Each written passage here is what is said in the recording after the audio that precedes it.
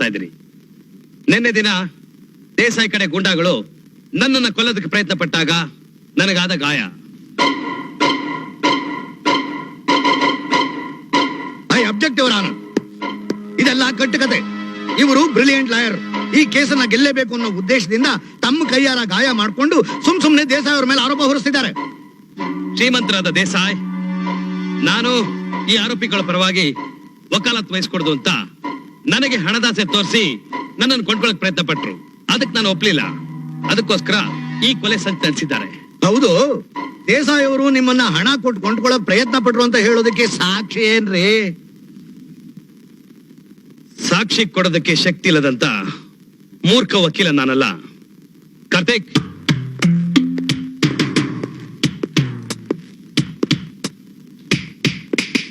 ಇವರಾನ ಇದೇ ಸಾಕ್ಷಿ. ಈ ಕ್ಯಾಸೆಟ್ ಇಲ್ಲಿರೋದನ್ನ ಇಲ್ಲಿ ನೆರೆದಿರ್ತಕ್ಕಂಥ ಎಲ್ಲರಿಗೂ ನೋಡೋ ಅವಕಾಶ ಮಾಡಿಕೊಡ್ಬೇಕು ಅನ್ನೋದೇ ನನ್ನ ಮನವಿ.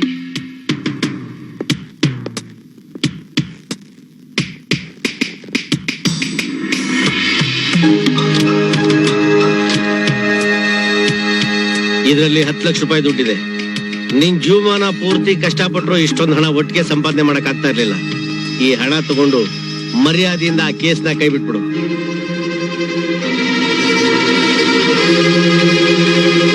ಅದೆಲ್ಲ ಇರ್ಲಿ ದೇಸಾಯಿ ಅವರೇ, ನಾನ್ ನಿಮಗ್ ಮುಖ್ಯವಾಗಿ ಹೇಳೋದೇನು ಅಂದ್ರೆ ಈ ಕೇಸಿಗೆ ಸಂಬಂಧಪಟ್ಟ ಸರ್ಕಾರಿ ಅಧಿಕಾರಿಗಳನ್ನೆಲ್ಲ ಮೊದಲು ನೀವು ಅಡ್ಜಸ್ಟ್ ಮಾಡ್ಕೋಬೇಕು. ಆಗ್ಲೇ ನೀವು ಈ ಕೇಸ್ ಗೆಲ್ಲಕ್ ಸಾಧ್ಯ. ನಾನ್ ಆಗ್ಲೇ ಅದನ್ನೆಲ್ಲ ಮಾಡಿ ಮುಗಿಸ್ಬಿಟ್ಟಿದೀನಿ.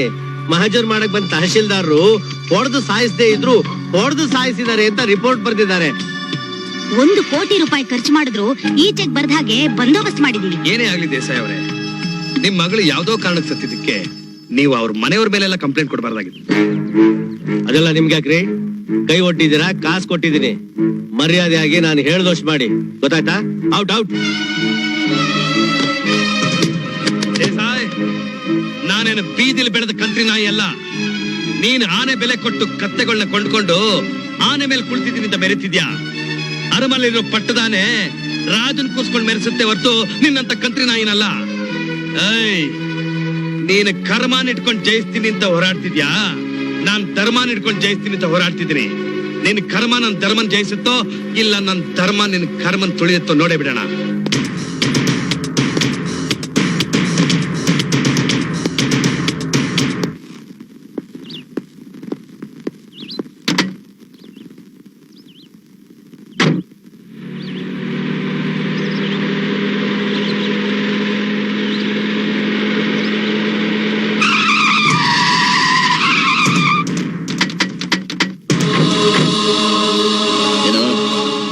ದೇಸಾಯಿ ವಿರುದ್ಧ ಕೇಸ್ ನಡೆಸ್ತೀಯಾ?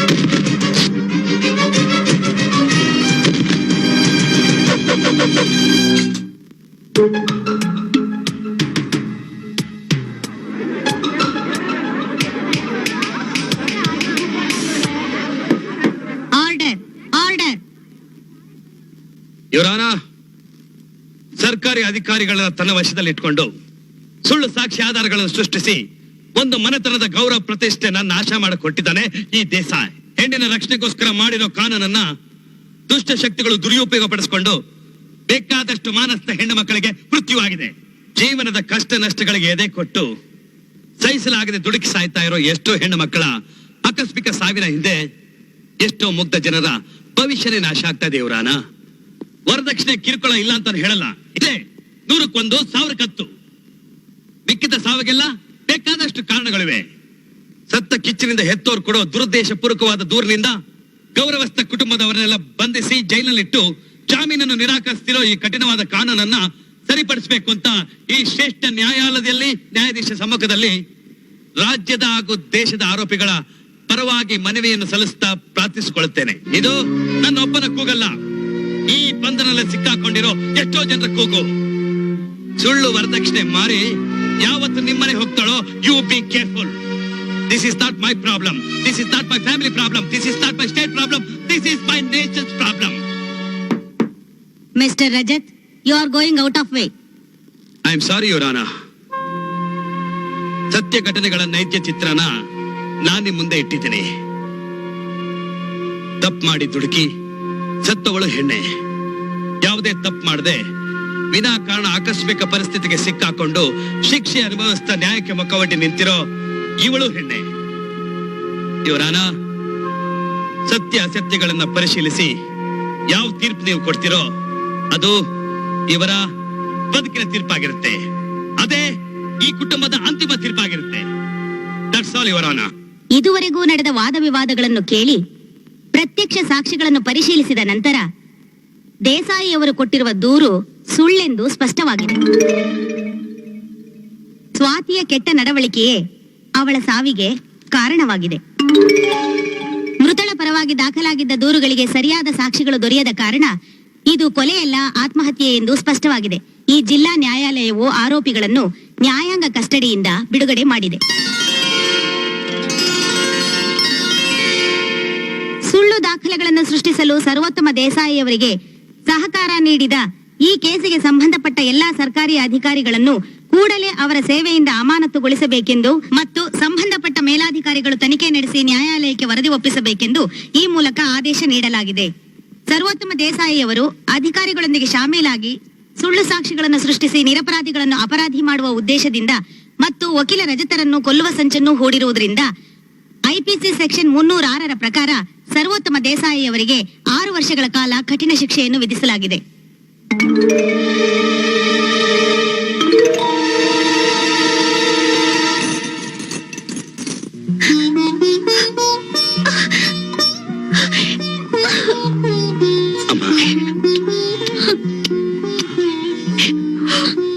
ಅಪ್ಪಾಜಿ, ಇನ್ನು ಏನು ಯೋಚನೆ ಮಾಡ್ತಾ ಇದ್ದೀರಾ?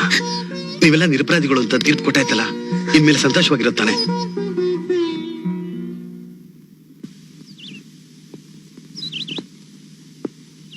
ನಿಂತ್ಕೋ, ಮನೆ ಒಳಗಡೆ ಕಾಲಿಡ್ಬೇಡ. ಅತ್ತಿಗೆ ಕೊಲೆ ಮಾಡಿ ಜೈಲ್ಗೆ ಹೋದೆ ಈ ತಾಟ್ಕಿತಿನ ನಡು ರೋಡಲ್ಲಿ ಬಿಟ್ಟು ಬರೋದ್ ಬಿಟ್ಟು ಮನೆವರೆಗೂ ಯಾಕೋ ಕರ್ಕೊಂಡ್ ಬಂದಿದ್ಯಾ? ಅಕ್ಕಪಕ್ಕದವರೆಲ್ಲ ನಿಮ್ ಸೊಸೆ ಜೈಲ್ಗೆ ಹೋಗಿದ್ದಾಳಂತಲ್ಲ, ನಿಮ್ ಸೊಸೆ ಜೈಲ್ಗೆ ಹೋಗಿದ್ದಾಳಲ್ಲ ಅನ್ನೋ ಮಾತಿಗೆ ಉತ್ತರ ಕೊಟ್ಟು ಕೊಟ್ಟು ತಲೆ ಎತ್ಕೊಂಡು ತಿರುಗ್ದಾಗ ಮಾಡ್ಬಿಟ್ಟಿಯಲ್ಲೇ. ಅಮ್ಮ, ಈ ಪ್ರಪಂಚದಲ್ಲಿ ಯಾರೇ ನನ್ನ ಬೆರಳು ಮಾಡಿ ತೋರಿಸಿದ್ರು ನಾನು ಅದ್ರ ಬಗ್ಗೆ ಚಿಂತೆ ಮಾಡಲ್ಲ. ಆದ್ರೆ ನೀ ನನ್ನ ತಾಯಿ, ನೀನು ಹಾಗೆ ಮಾತಾಡ್ಬೇಡಮ್ಮ. ನಾನೇ ನಿನ್ನ ಹೊತ್ತು ಹೆತ್ತು ಹಾಲು ಕುಡಿಸಿ ಬೆಳೆಸಿಲ್ವಲ್ಲ, ನಾನ್ ಹೇಗೆ ನಿನ್ನ ಅಮ್ಮ ಆಗ್ತೀನಪ್ಪ? ನಿಜಮ್ಮ, ನಾನು ಹುಟ್ಟಿದ ಕೂಡಲೇ ಹೆತ್ತ ತಾಯಿನ ಕಳ್ಕೊಂಡ ಅದೃಷ್ಟ ನಾನು. ಆದ್ರೂ ಆ ತಾಯಿ ಪ್ರೀತಿನ ನಿನ್ನೆಲ್ಲ ನೋಡಿದ್ದೀನಿ. ಈ ಕಂಠೆ ಪುರಾಣ ಎಲ್ಲ ಬೇಡವೋ? ನೀನೇನಾದ್ರೂ ಅವಳನ್ನ ಕರ್ಕೊಂಡ್ ಬಂದ್ರೆ ನಾನೇನ್ ಹಾಕೊಂಡ್ ಸತ್ತೋಗ್ತೀನಿ ಅಷ್ಟೇ.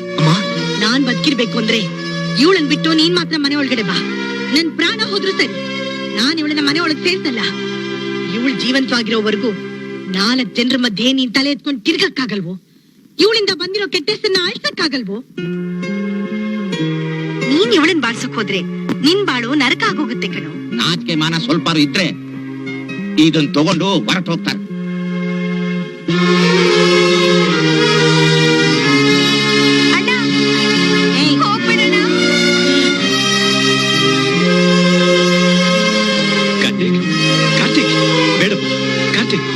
ನಿಂತ್ಕೊಳ್ಳಪ್ಪ, ಆ ಬುದ್ಧಿಗೆಟ್ಟವಳ ಮಾತು ಕೇಳ್ಕೊಂಡು ನಿಂತು ಹೋಗ್ತಾ ಇದೆಯಲ್ಲಪ್ಪ. ಬಾರ ಮನೆ ಒಳಗೆ. ಅಪ್ಪ, ಈ ಮನೇಲಿ ಏನೇ ಘಟನೆಗಳು ನಡೆದ್ರು ಅಮ್ಮನ ಸಂತೋಷಕ್ಕೋಸ್ಕರ ನಾನು ಸುಮ್ಮನೆ ಇದ್ದೆ. ನನಗೆ ಗೊತ್ತಿಲ್ಲದೆ ವರದಕ್ಷಿಣೆ ತಗೊಂಡಾಗ್ಲೂ ನಾನು ಅದ್ರ ಬಗ್ಗೆ ಏನೂ ಕೇಳಿಲ್ಲ. ಈಗ ನನ್ನ ಹೆಂಡತಿ ಮನೆಗೆ ಬರೋದು ಬೇಡ ಅಂತ ಹೇಳ್ತಿರಲ್ಲಪ್ಪ, ಅವಳು ಕುತ್ತಿಗೆ ತಾಳಿ ಕಟ್ಟಿದ ಗಂಡ ನಾನು. ಅವಳು ಬಿಟ್ಟು ಹೇಗಪ್ಪ ಬರ್ಲಿ ಹೇಳಿಪ್ಪ? ದಯವಿಟ್ಟು ಕ್ಷಮಿಸ್ಬಿಡಿ, ನಾವು ಬರ್ತೀವಿ. ಬರ್ತೀನಿ ಮಾವ.